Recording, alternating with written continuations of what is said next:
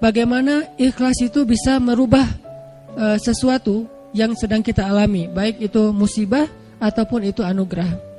Kemudian bagaimana cara kita menjadi seseorang yang mukhlis, sampai ke derajat tertinggi dari mukhlis itu adalah mukhlas.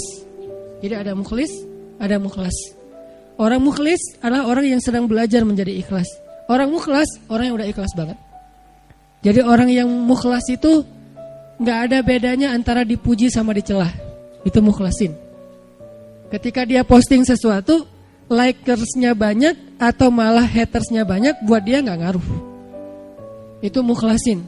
Gak gara-gara dia yang nge-like dan komen positifnya disanjung banyak, jadi dia semangat. Terus giliran di hate sama orang lain, dicela sama orang lain, dia jadi kayak pundung gitu. Ini berarti sedang belajar mukhlis. Orang mukhlas gak ada bedanya bagi dia antara emas dan batu. Sama di mata dia antara emas dan batu. Orang mukhlas sama di mata dia antara pujian dan celaan. Orang mukhlas sama di mata dia antara orang yang membalas kebaikannya atau justru mengkhianati kebaikannya. Dia tetap menolong orang tersebut. Ini mukhlasin, derajat tertinggi dari mukhlisin. Sehingga para anbiya kayak Nabi Yusuf, Nabi Musa, Allah menyebutnya mereka adalah mukhlasin. Wadhkur fil kitabi Musa innahu kana mukhlasan wa kana rasulan nabiyya. Salah satunya. Coba kalian ingat kisah tentang Musa. Musa adalah seorang hamba yang mukhlasan, mukhlas banget, yang udah gak ada bedanya dipuji orang, dicela orang, diikuti orang, ditinggalkan orang, buat dia gak beda. Dia tetap berbuat baik, dia tetap taat kepada Allah. Gak ada bedanya ketika dia berhijrah, kemudian hijrahnya ini menguntungkan atau hijrahnya ini menjadi ujian. Dia tetap berhijrah karena dia tahu hijrah itu baik. Dia tetap jujur karena jujur itu baik. Gak ada bedanya ketika dia jujur menguntungkan atau jujur malah jadi ujian. Saya gak bilang merugikan ya, karena jujur gak mungkin rugi, taat gak mungkin rugi, taubat dan hijrah gak mungkin rugi, cuman ujian. Buat dia kalau tahu itu baik ya dia lakukan. Mau untung, mau jadi ujian, ya buat dia pokoknya lakuin aja. Ketika dia misalnya dalam sebuah transaksi gitu, dia jual beli mobil. Kadang-kadang gara-gara terlalu jujur, apalagi jual beli mobil second gitu, kalau jujur resikonya kan agak susah cari untung nih. Dia bilang ini tangan pertama, karena emang belum berubah nama, tapi udah tangan ketiga padahal. Dia bilang ini belum pernah kecelakaan, mobilnya sehat banget. Kalau yang masih modelnya analog malah bisa diulik supaya kilometernya dikurangin. Gak tahu kalau yang digital. Artinya dia gak jujur demi dapat untung besar. Nanti untuk less guilty dia akan bantu anak yatim, panti asuhan, bikin tasyakur bin ni'mah di rumah kayak gitu kan. Ini proyek kecil, apalagi proyek besar. Ketika dia udah main dalam sebuah event, udah main dalam sebuah proyek-proyek pemerintah yang angkanya udah MM-an, dia susah untuk jujur.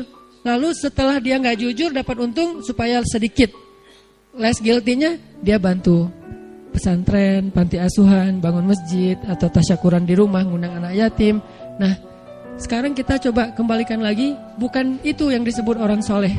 Orang soleh itu adalah ketika dia taat kepada Allah dalam keadaan sarra au dharra, dalam keadaan senang atau dalam keadaan susah, dan itulah mukhlasin. Alladzina yunfikuna fis sarra'i wad dharra. Orang yang tetap membantu orang lain. Yunfik itu kan bukan hanya ngeluarin duit ya, tapi inti dari yunfik atau infak itu adalah ngebantu orang. Kalau kita ngeluarin duit tapi nggak membantu orang, itu namanya juga yunfik. Tapi yunfik untuk dirinya, karena infak dalam bahasa Arab itu mengeluarkan harta. Cuman identiknya mengeluarkan harta di sini artinya bantu orang lain. Dia tetap bantu orang lain fis sarra au dharra.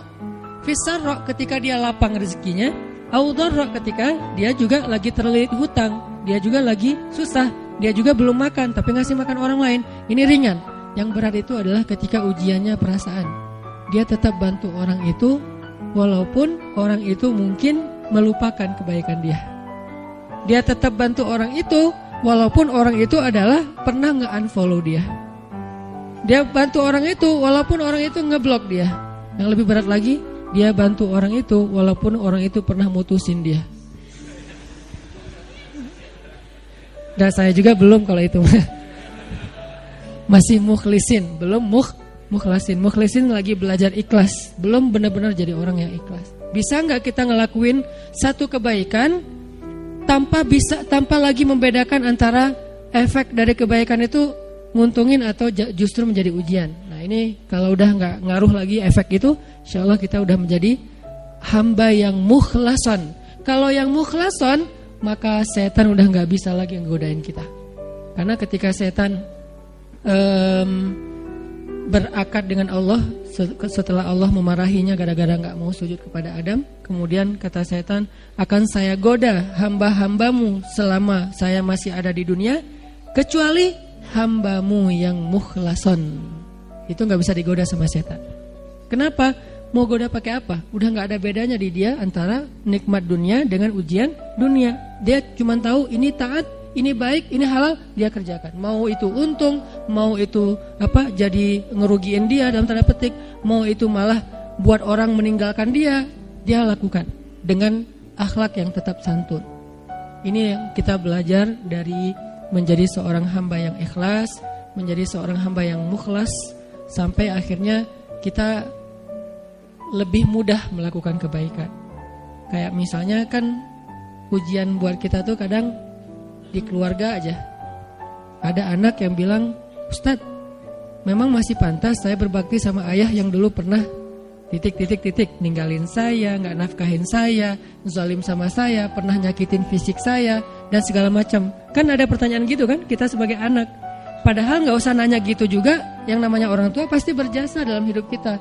Dan sepanjang hidup kita berbakti kepada mereka, itu belum bisa ngebayar satu aja pengorbanan mereka untuk kita.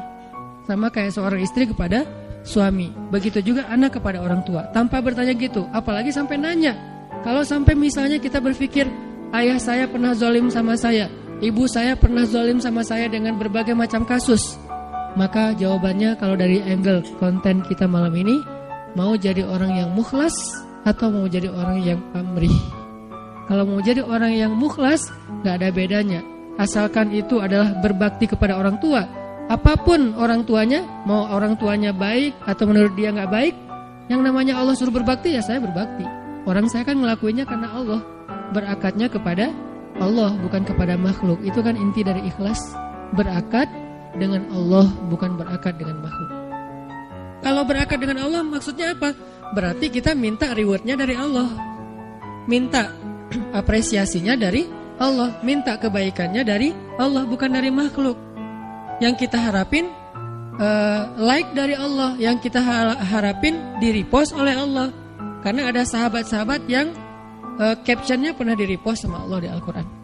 Salah satu sahabat yang captionnya di-repost siapa? Umar bin Khattab, 3 kali di-repost oleh Al-Quran. Itu keren banget, sampai ada sahabat captionnya dia di-repost oleh Al-Quran. Jadi ayat itu mengulang kembali kata-kata Umar. Salah satunya di surat At-Tahrim, kemudian nanti ada di surat Al-Anfal, kemudian ada juga di surat Al-Ahzab. Allah nge-repost kata-kata Umar bin Khattab. Ini menunjukkan bahwa ikhlas banget, yang diharapin adalah reward dari Allah, apresiasi dari Allah, anugerah dari Allah, hadiah dari Allah, kebaikan dari Allah. Ustadz, kalau misalnya gak berharap apa-apa bahkan dari Allah, itu bukan ikhlas. Karena makna ikhlas itu bukan tidak berharap apa-apa. Makna ikhlas itu murni. Arti murni, berharap hanya kepada Allah. Karena kalau sampai kita gak berharap surga, gak berharap dibebaskan dari azab neraka, gak berharap dibantu oleh Allah, itu bukan ikhlas. Itu apa Ustadz? Itu istaghna. Ini ada sedikit yang harus kita perbaiki dari persepsi tentang makna ikhlas. Apa bedanya ikhlas dengan istaghna? Kalau ikhlas tidak berharap kecuali kepada Allah. Kalau ke Allah dia berharap surga. Allah sendiri yang menjanjikan kan? Wa'adallahu alladhina amanu, misalnya wabashshiril ladzina amanu wa amilus solihat anna lahum jannat. Ayat kayak gitu kan banyak banget di Al-Qur'an ya. Allah menyediakan untuk mereka ampunan, Allah menyediakan untuk mereka surga, Allah menyediakan untuk mereka kebaikan. Wa may yattaqillaha yaj'al lahu makhraja wa yarzuqhu min haitsu la yahtasib, yukaffir anhu sayyiati wa yu'dhim lahu ajra, yaj'al lahu min amrihi yusra. Ayatnya banyak banget. Kalau Allah udah nawar-nawarin terus kita bilang, "Dah saya mah enggak butuh itu." Itu namanya istagna. Istagna arti bahasanya merasa nggak butuh. Terjemahan lebih umumnya lagi, sombong. Jadi kalau kita nggak berharap apa-apa ke Allah, justru Allah tuh nggak suka. Bukan Allah salut,